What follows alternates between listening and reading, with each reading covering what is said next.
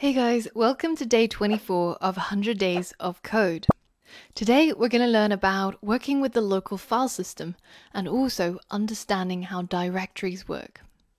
And by the end of the day, we will have improved our previous snake game, where previously or currently, the way that it works is it just games over once we hit a wall or once we hit a tail, which is fun, but it could be better. Imagine if we could also keep track of the high score. So if a user gets a score that's higher than the previous high score, then if they game over, then the high score is going to be updated so that we can keep trying to better ourselves at Snake. And once we've learned all of those skills of manipulating file systems, reading and writing to file, then we're going to create a project that's going to save us a lot of hassle and automate our lives a little bit using Python. So the situation is, let's say you need to write lots of letters. Maybe you're having a birthday party. Maybe you need to write wedding invites, or maybe you just need to email all your clients. Well, let's say that you wanted to personalize a part of that file. Say, for example, the part where you say, "Dear name." Well, if you had a list of names and you wanted to create separate letters using each of those names, so maybe one that says "Dear James," one that says "Dear Emily," and then we just work down the list and keep replacing parts of our letter with the names in our list. So we end up with a whole bunch of letters ready to send out. Depending on what kind of jobs you might have, this is something that could come in really handy as a part of your work or maybe just in your day-to-day lives. And we're going to get started using Python to automate parts of our lives and get Python to do a lot of the repetitive tasks that we don't want to do. And so we can spend more time watching Netflix and playing video games. First, let's start by improving our snake game, getting it to be able to keep track of the high score that we attain each time we play the game, so that we can see what our high score is and keep striving to better ourselves. Open up the snake game in PyCharm that you created a few days back. Now, if you can't find your snake game project, or if you've made some significant changes to it where it might be confusing to follow along with the tutorial, then simply just head over to this URL, which is in the course resources, and then you can go ahead and hit download as zip, unzip the downloaded file, and then open it inside PyCharm, and you should end up with the same project as I have here. And once you've done that, then we can begin to start adding the functionality to keep track of the high score. Firstly, I'm going to add another attribute to my scoreboard, which is going to be called high score. And again, it's going to start out as 0. Now, the next thing I'm going to do is I'm going to replace this game over method with a new method. We're not going to stop the game and write game over anymore. Instead, we're going to reset the scoreboard. So what happens when we reset the scoreboard?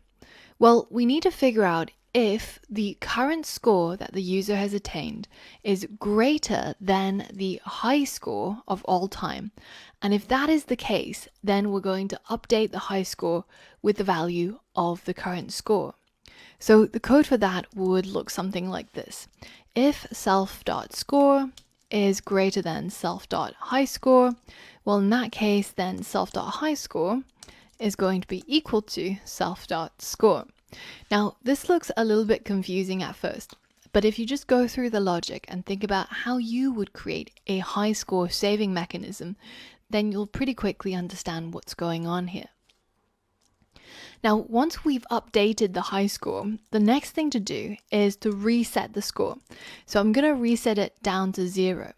Now remember, the order of your code matters a huge deal, because if you first set the score to 0, then it's never going to be greater than the current high score, so this will never get triggered. So as always, be careful where you're writing your code. Now, after we've set the score, then we need to update the scoreboard.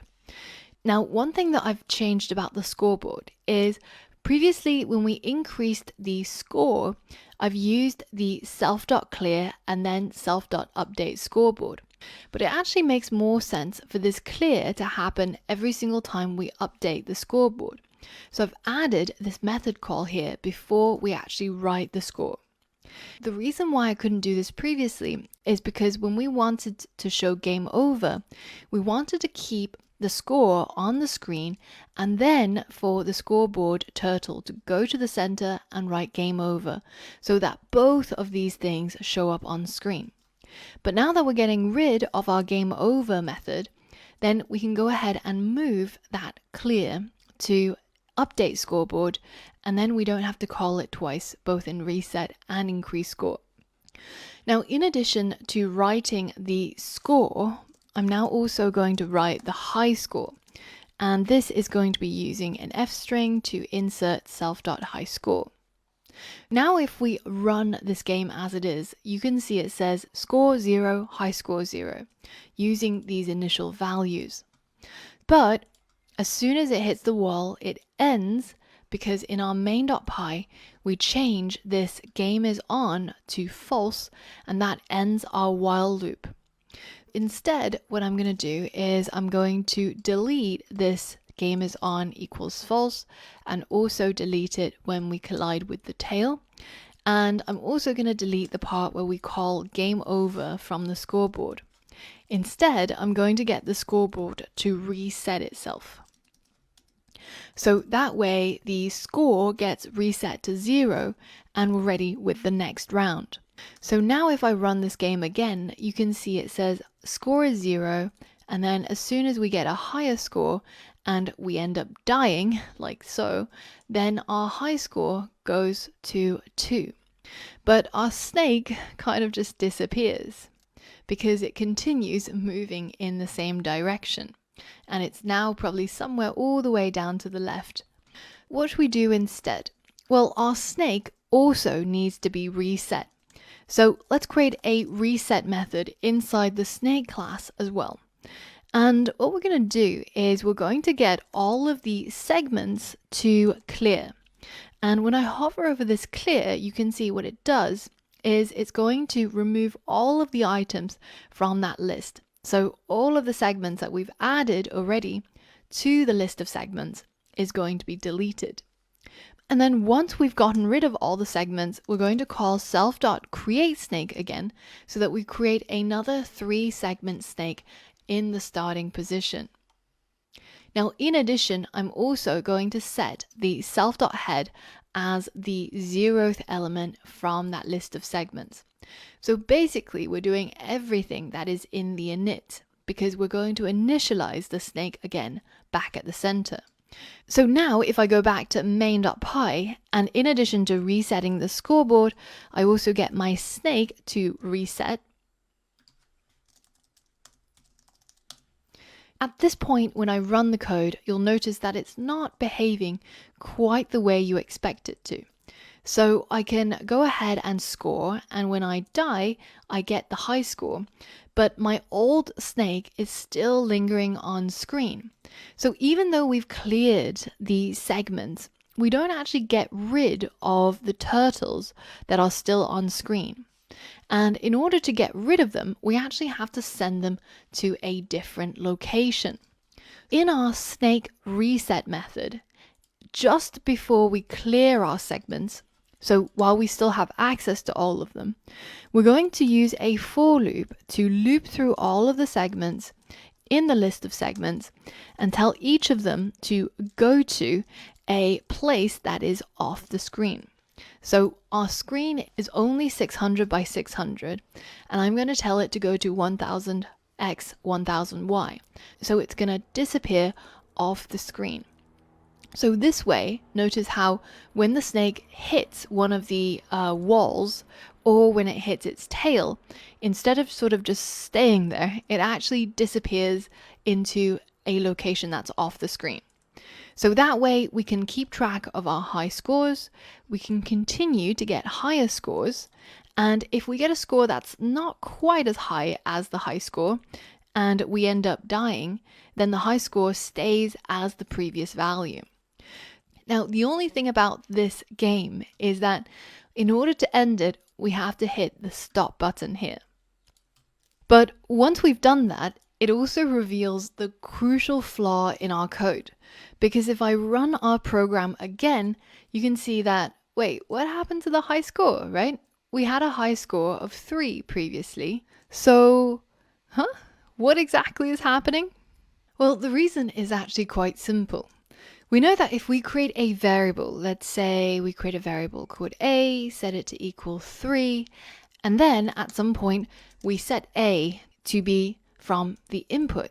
So now when I run this code, you can see that initially a is equal to 3, but then the next line, I ask the user, what do you want a to equal? So I'm going to make it equal to 12. Now at this point, if I go ahead and access this variable a inside the console just by typing a and then hitting enter, you can see it's equal to 12. Now similarly, I can add some print statements here. I can print the value of a and then also print the value of a after we modify it. So again, you can see initially it's equal to 3, but then I decide to change it to 12. So now it's equal to 12. Now what happens if I rerun the code? A is equal to 3 again. It's reset itself because the code is being rerun and the previous state is not being remembered. In our case, we've got this high score variable, which initially starts out as 0. And at some point during the game, as we progress, we modify this high score variable to equal a new value, let's say 3. So now if I go ahead and print my high score, you can see that it's equal to 3. But as soon as I rerun the code and this goes through, then all of that progress gets reset.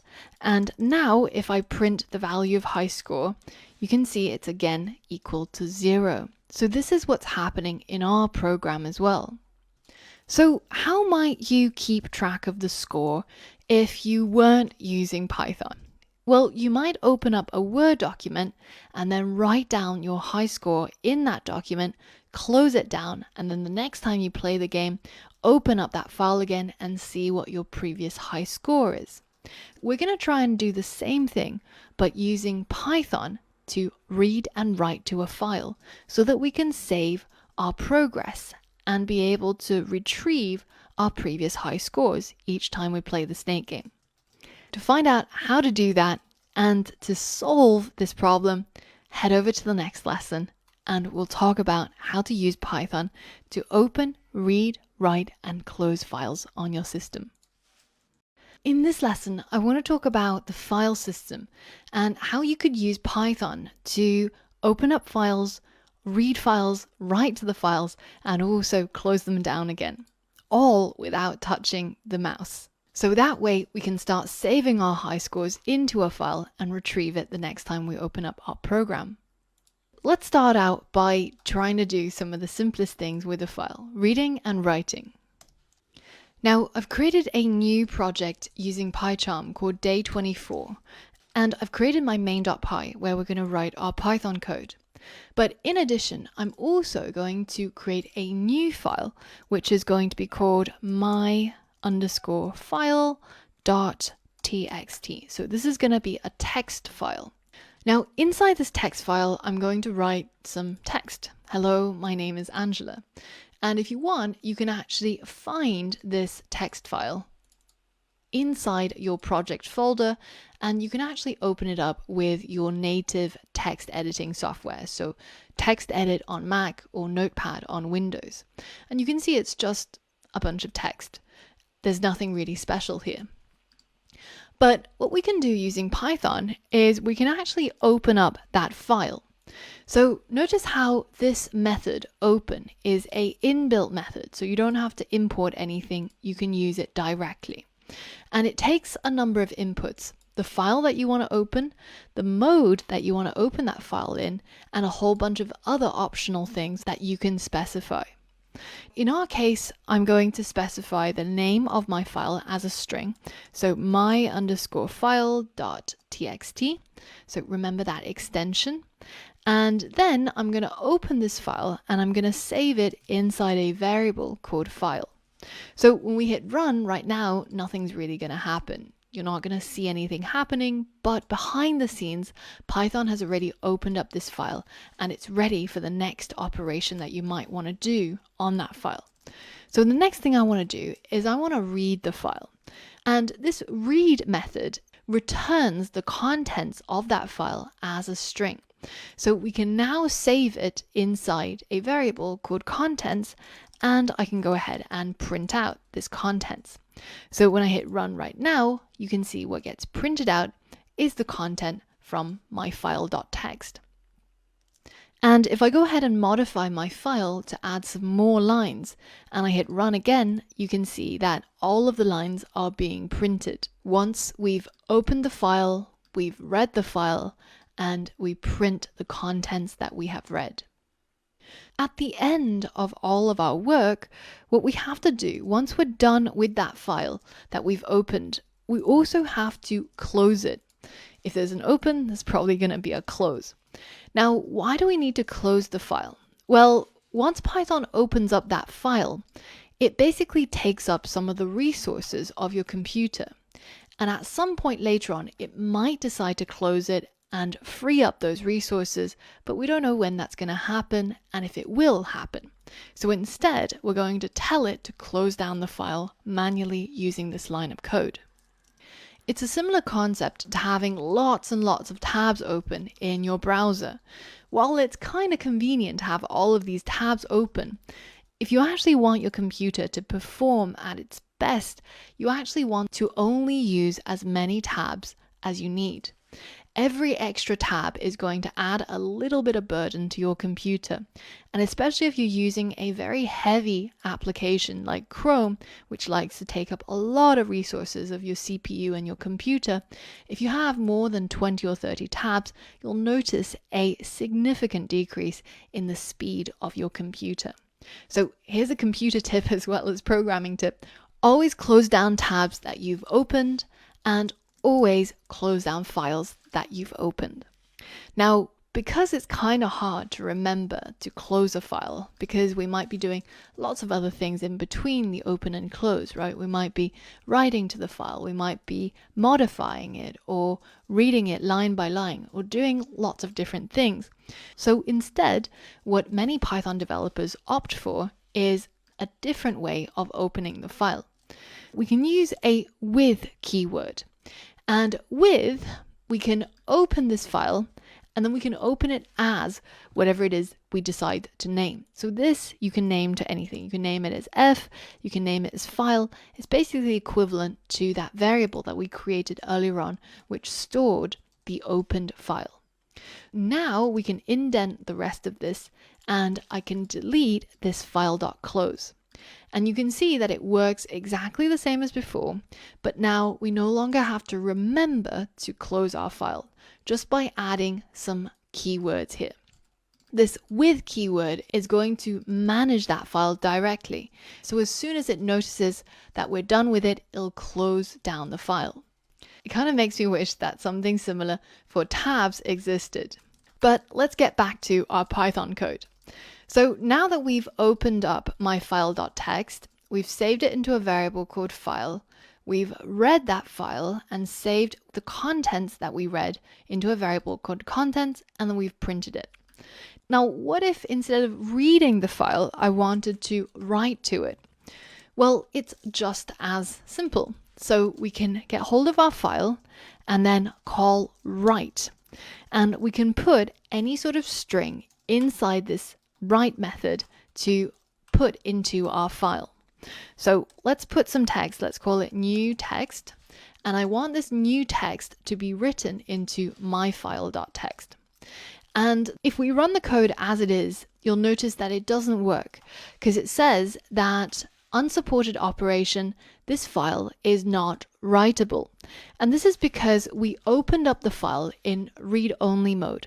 So remember when we took a look at some of the parameters for this method open, one of them was called mode.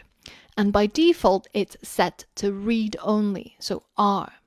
Now, if we want to write to it, so make it editable, we have to change the mode to W for write. So now if I run the code again, you can see that process finished with exit code 0, which we know to mean that everything was successful. And if I take a look inside my file.txt, all of the previous text got magically deleted and replaced with the new text that I wanted to write. Now, if you don't want to delete everything that is in the file, but you just want to add to it, then you can change this mode from W to A. And A stands for append. So just as we like to use list.append and then we can add something to the end of the list, well, the same thing happens with appending and writing. So I can write my new text and I can add a new line. Remember, we can use \n to add a new line and then add the new text. And now take a look at the after version when I hit run and we write this new line and new text by appending it to my file. It's gone at the very end of the file here.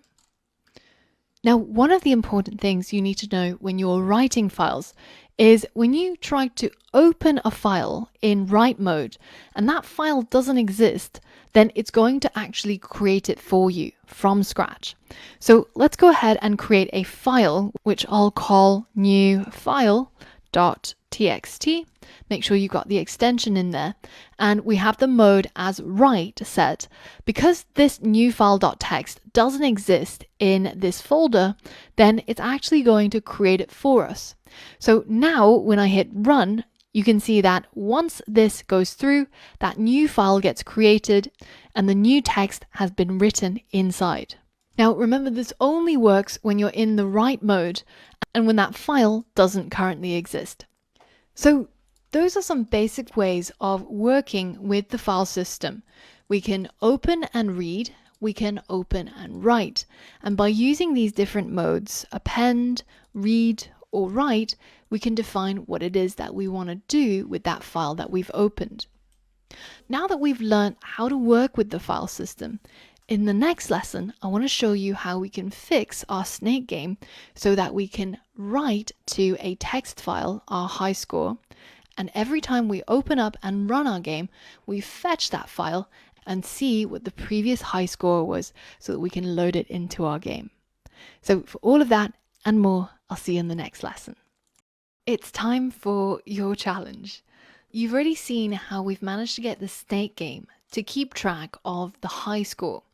And when the user scores a number that's greater than the high score, then we replace that high score with the new value. But unfortunately, as you saw previously, at the moment when we run this game and we achieve a new high score, the next time that we run the game again, that is completely lost. So the first thing I want you to do is to right-click on your project, create a new file, and call it data.txt. So we're going to create a data text file. Now this data text file is just going to contain a single number, 0. And we're going to use the data that's in this data.txt file to keep track of the high score. And it's your job to figure out how you can convert this simple attribute here, high score, to, instead of using a number that we've just created in the code, I want you to use the number that's inside data.txt. So you'll need to read from it here, and then later on you'll need to write to it when we reset the game and check if there is a new high score. Everything going well, you should be able to run the game, achieve a new high score, and then stop and rerun the game and still see that high score showing up. Think about what you learned in the last lesson. Have a think about how you can convert the text in here into a number using what you've learned in previous lessons, and pause the video and give this challenge a go. All right, so we know that we've already got this file data.txt and it already contains the number 0. So instead of using this line of code, we're going to be reading from that file to get that 0. Let's delete this line of code And instead, I'm going to open my file with the file name that is data.txt. And the file name is, of course, a string, like you see here, wrapped in quotation marks. And we're going to use the with keyword so that we don't have to bother about closing the file again. We can get Python to manage it for us. With opening this file, and I'm going to save that file to a variable called data. Now I'm going to use that data and read from it. Now, once I've read from it, I should end up with some sort of string that's going to represent the contents of this file. So that string will need to be converted to an integer if we want to use it as a number which we can increase and change in our game. So I'm going to type convert it into an integer. And then finally, I'm going to save that as the value for our new attribute self.highscore. That's the reading part done, and if we run our code as it is, it should already work as it did before, but it won't have the feature that we want, which is to be able to quit out of the game, stop, and rerun. So it's still not saving the latest high score to that data.txt. You can see it's still 0. So where do we want to save it? Well, it's got to happen every time we adjust the high score. When the score is greater than the current high score, we set the high score to the new score, but in addition, we're going to read from our file data.txt. So let's use our syntax with and then open again, and let's pass in the name of our file data.txt. And remember that we also need to change the mode to W for write, because otherwise it's not going to let us write to that file. Now, once we've opened it and we've saved it as a variable called data, then we can write to that data using data.write. And what are we going to write to it? Well, we have to write a string. So let's use an F string to convert our current self.highscore into a string and then write that into our file data.txt. Now, notice what happens when I run my code. So I'm going to achieve a new high score of 2, which is I'm very proud of. And now if I hit stop, take a look at data.txt. It's been updated, it's been rewritten by these 2 lines of code. So now if I rerun my program, you can see it already is showing my previous high score of 2, and I can keep playing this game and accumulate my high score, and all of that data will be saved to my file data.txt like that. So did you manage to get this right? And by the way, if you see this keyboard interrupt, don't worry, that's just because we clicked on the stop button to stop our program, because it wants to keep on going forever until we achieve the highest score of them all. The point of this exercise is to try and get you to review what we learned in the last lesson, which is opening a file, reading the file, and also writing to the file, and remembering the mode that we have to change. And hopefully you'll start to see how this could be really useful in terms of improving the usability of our programs and our games. Now, in the next lesson, we're going to talk more than just about files. We're going to talk about file paths and directories. So for all of that and more, I'll see you there. All right, so we've seen how we can open and close files as well as read them and write to them. But files don't just have a name. They also have a path or a way of getting to them. For example, here in this map, if we wanted this dinosaur to get to the golden egg, there's many paths that it could take. But if we wanted to give it some directions as to how it might arrive on this path, well, we might say, continue forwards at the volcano, turn right. And then when you see a snake, turn right again. And when you see the coconut tree, turn left, and you will get to the cave with the egg. Now, on computers, it works quite similarly, but we have to remember that on the computer, there's files and there's folders. So files can live within folders, and you can navigate through several folders deep in order to get to a particular file. So let's think about what the file paths might be for a computer that has a structure that looks like this.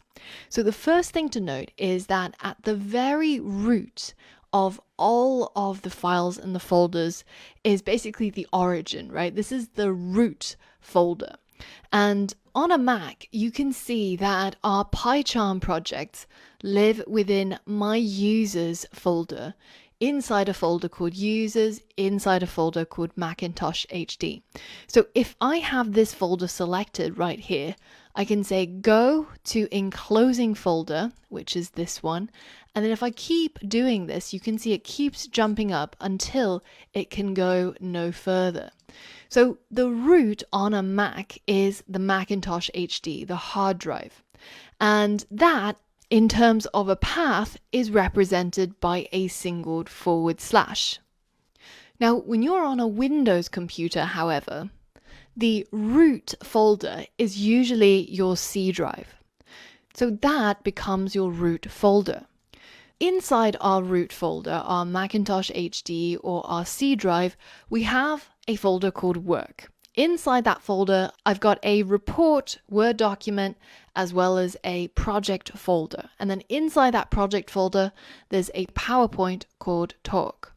Now, if we think about the file paths for each of these things, this is what they might look like. The root is obviously just the /. The work folder will be /work. Report will be /work/report.doc. Project will be /work/project. And finally, the talk will be /work/project/talk.powerpoint. So this path is kind of like the direction that we were talking about previously. It's a way for the computer to navigate to the file of interest, which in this case might be the talk.ppt. And we have to give it directions for which folder to go into and then which folder, and then you'll find the file with this name. Now, this is known as an absolute file path. Absolute file paths always start off relative to the root. So you'll always see a / to begin with, and sometimes you'll see C:, or on a Mac, you'll just see the /. This absolute file path is basically a path that starts from the origin, the root of the computer storage system. Now, there's also something called a relative file path.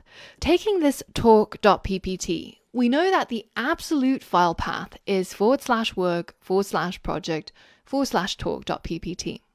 But what if we were actually inside this project folder? So let's say that at the time when we're trying to get to this talk.ppt, we're actually right here.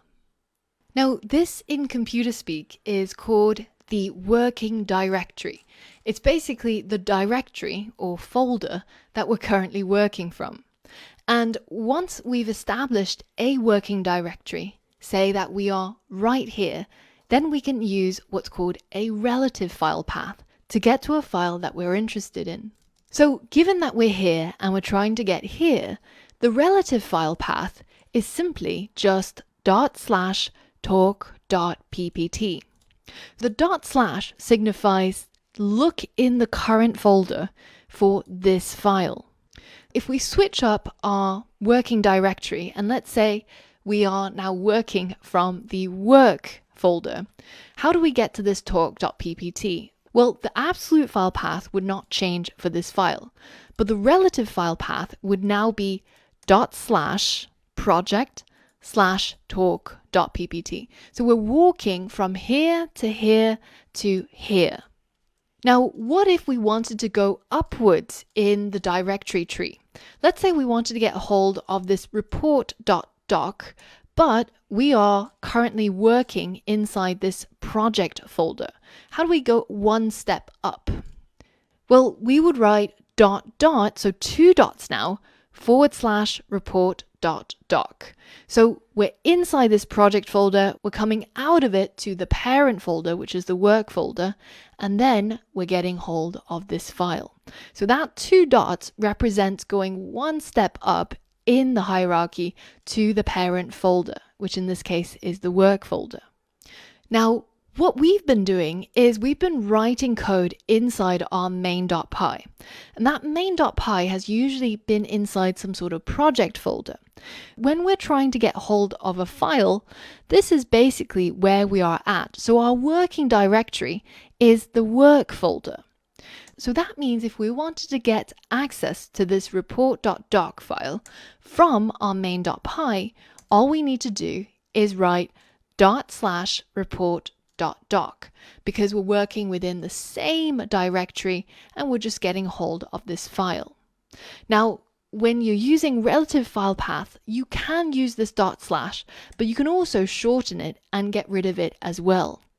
This is why we've been able to open this myfile.txt, which is in the same folder as my main.py.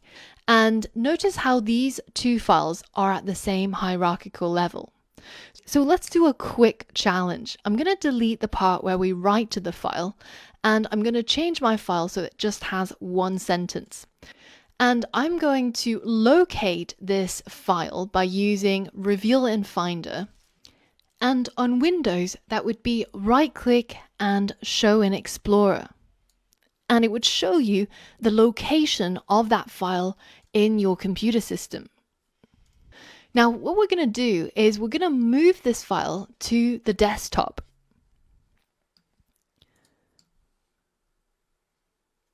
And what I want you to do is I want you to go to the desktop, right-click on that file, and if you're on a Mac, I want you to click on Get Info.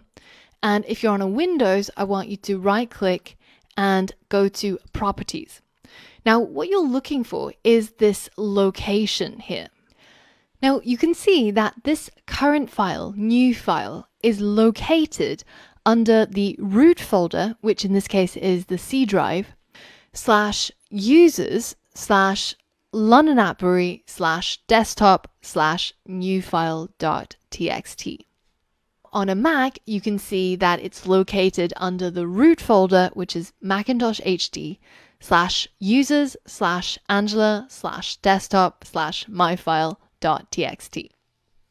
Here comes your challenge. Now that we've moved our file away from our project, I want you to fix this code so that when you run it, it won't give you this file not found error, because at the moment there is no myfile.txt in the same working directory as our main.py. It doesn't exist inside this folder. Have a think about what you've learned so far and see if you can change this path so that our code works again. And it's the same on Windows. Use the location of the file on your computer and use the absolute path in the code to get it to work. Pause the video now. Alright, here's how you would use the absolute path. So we know that our myfile.txt is located in the root folder, and then it's users Angela desktop. So let's go ahead and change this string. Let's start at the root, and then let's add the next folder, which is users. And then let's add another slash, and then we go to the next folder, which is Angela. Now, of course, this will be different for you, but finally we go to our desktop, and then we can get to our myfile.txt. So this is the full path to get to this file. So now if I run this code again, you can see it's able to read the file, there's no errors, and it's getting hold of the contents of the file. Now on Windows, it's a similar story. So we know that the location of the file is root, then users, then London Apbury, then desktop. Again, this of course will be different for you depending on your username, but you should see it in your location when you take a look at the file properties. So let's change this. Let's start out at the root, which is the C drive, and then let's go to users. And then we go to our username, which is London Apbury. And then we go to our desktop. And that is where it should find this new file.txt. So now when I hit run, you can see that it's able to fetch that file and print the content without any errors.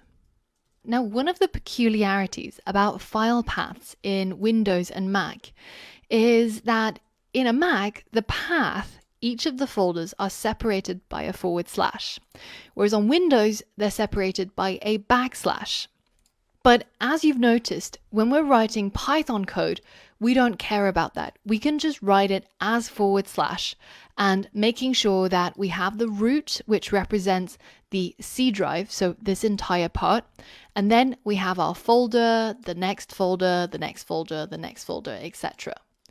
So now comes the next challenge.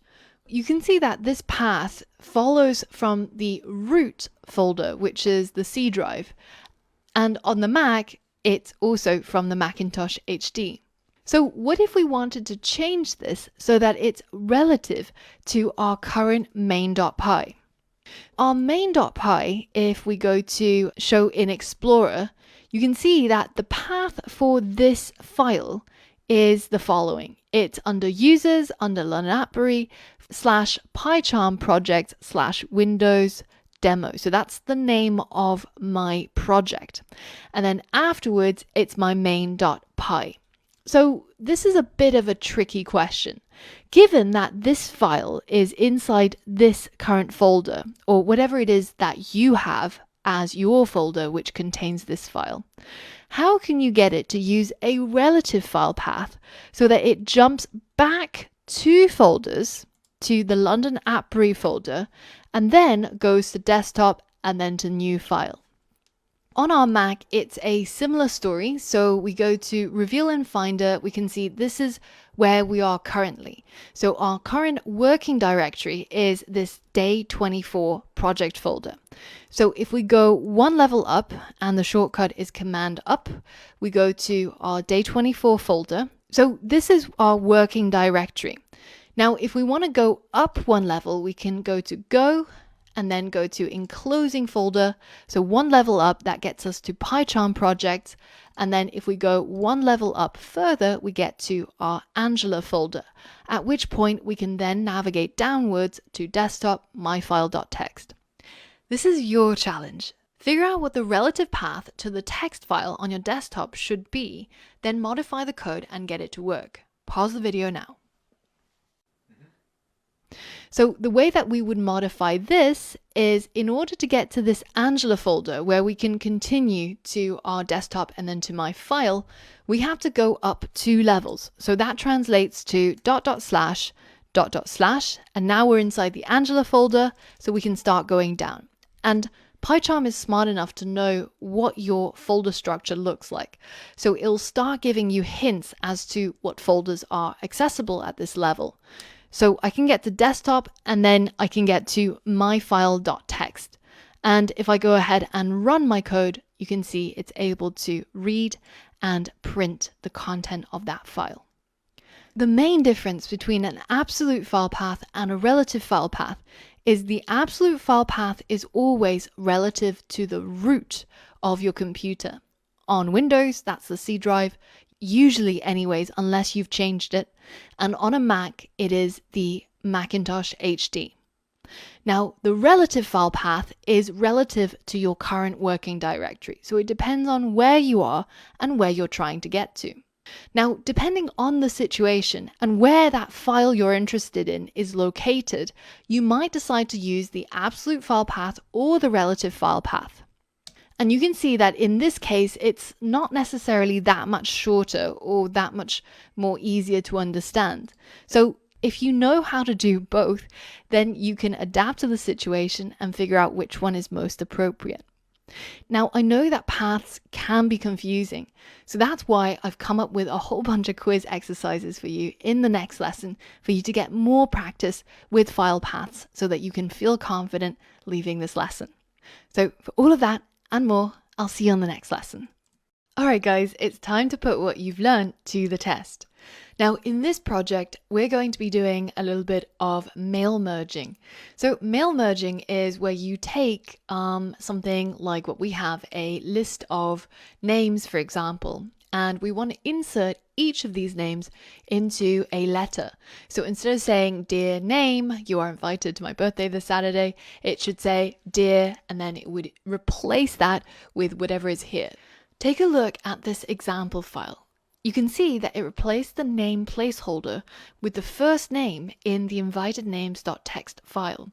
Your objective is to write some Python code to automate the process. So what you're going to end up with is a bunch of letters, one for each of the names inside the invitednames.txt, and the letters are going to be named like this: letter underscore for underscore, and then the name of the person. And they're going to be saved in a TXT format, which you can open either in Google Docs or in Microsoft Word. And it's basically ready for printing.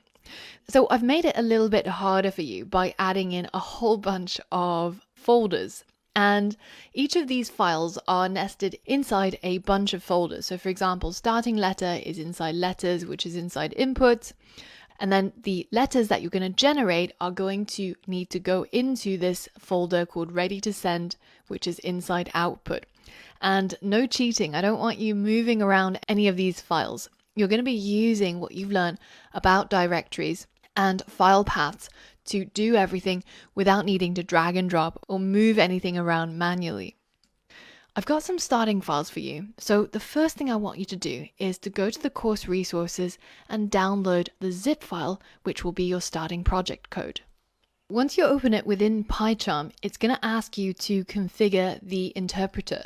So you can either go ahead and click on that pop-up, or if it disappears, then just click on the event log and then click on configure Python interpreter and then select the latest interpreter that you have installed.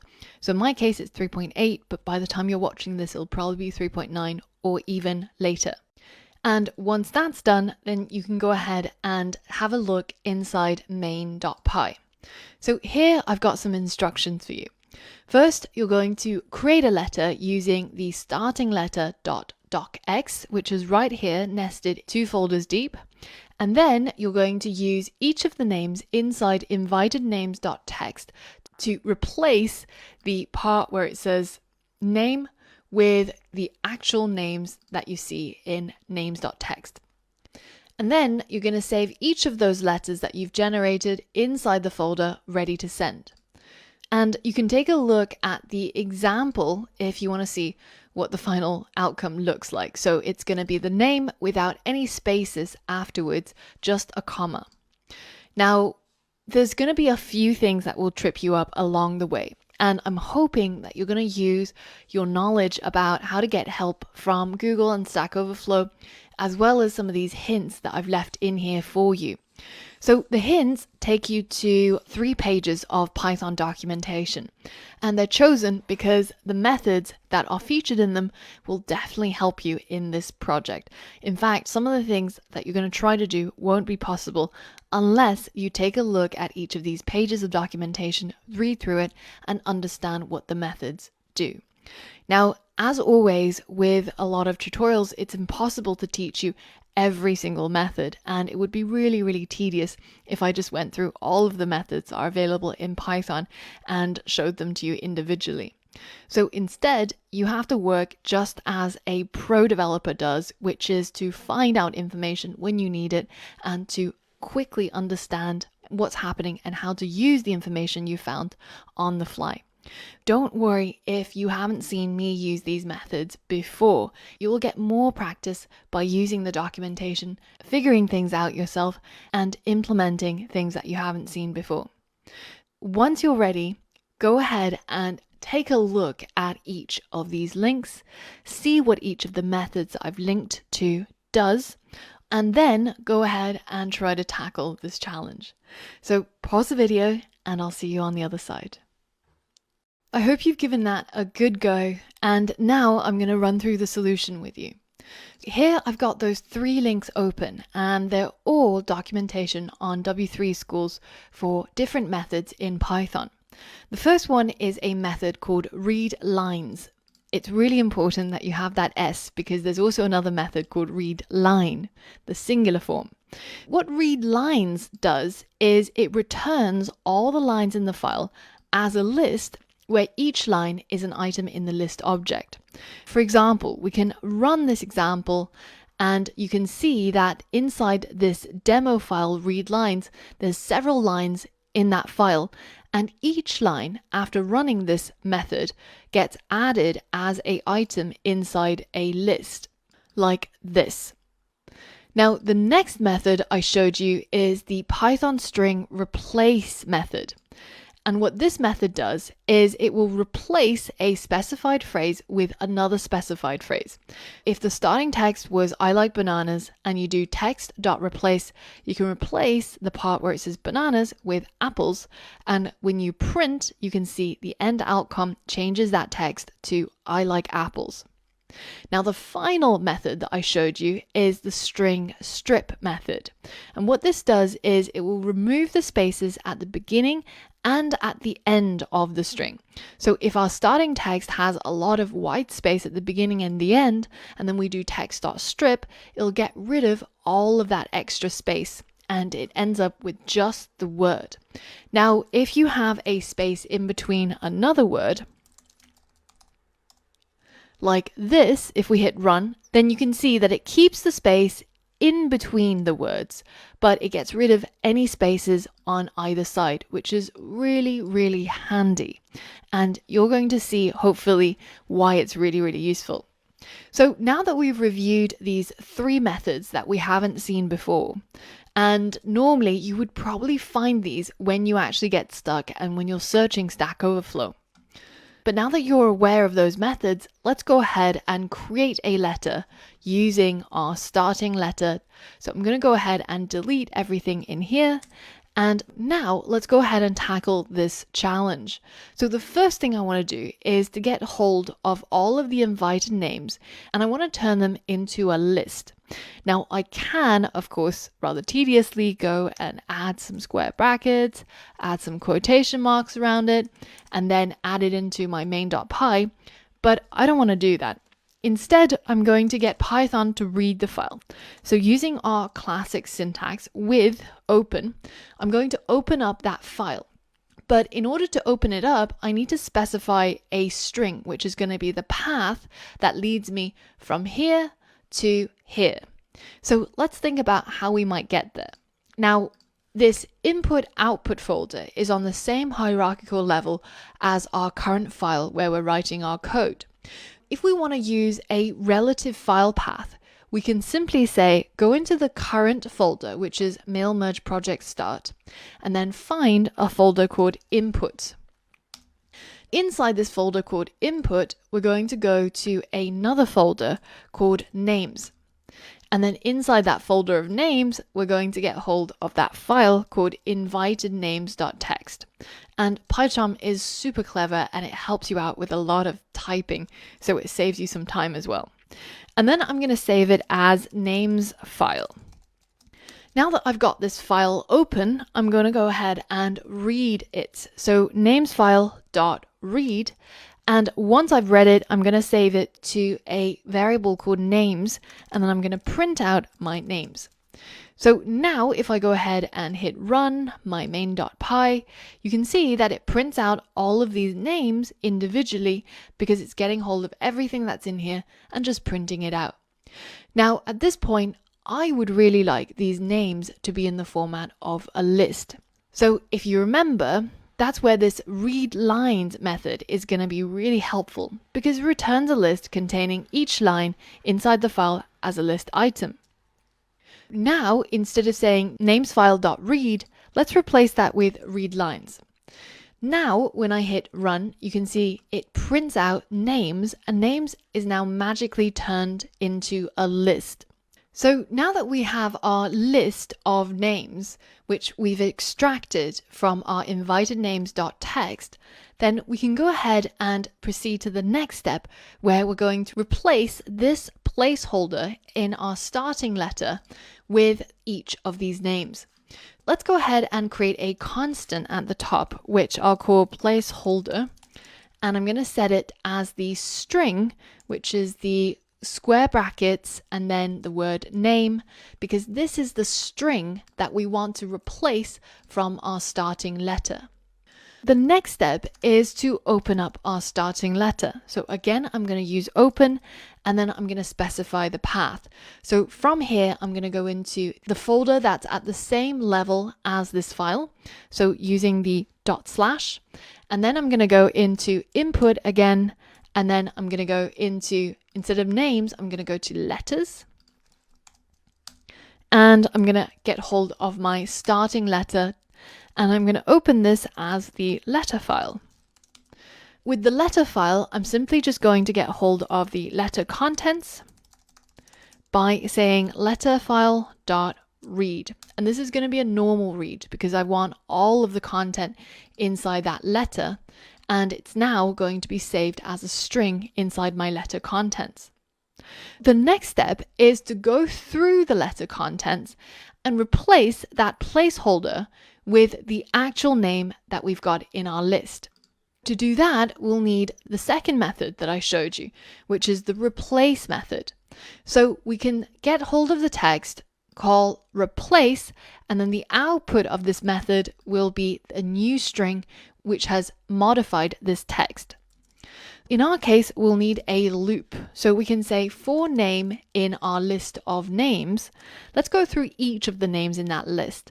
And then let's get the letter contents and replace the placeholder, so the old string, with a new string, which is going to be the name. And once we've replaced it, then we're going to save it into a new letter. Now that we have our new letter, let's go ahead and print it out and see what it looks like. So you can see all the contents of each of the letters being printed. But other than the very last letter that looks pretty normal, every other letter has a new line after the name. So remember when we printed out each of these names, you can see that after each of the names that they've extracted from this list of invited names, there's a new line that's being added. And you can see that with this \n. The only one that doesn't have a new line is the very last one. What we need to do is to strip the new line. Does that remind you of something? Well, we have a method that we saw called strip, which can take away any of the spaces at the beginning and at the end of the string. And then we can end up with an output, which is the string without any of those leading and trailing spaces. We're going to loop through each of the names, and then we're going to take the name and we're going to call strip on each of those names. And then we can save it to a variable called stripped name. And now we can use that stripped name instead of the name. Now, if I go ahead and print out our new letter, you can see that each of the letters look exactly like how we want them to be. All we need to do now is to write them into a new file.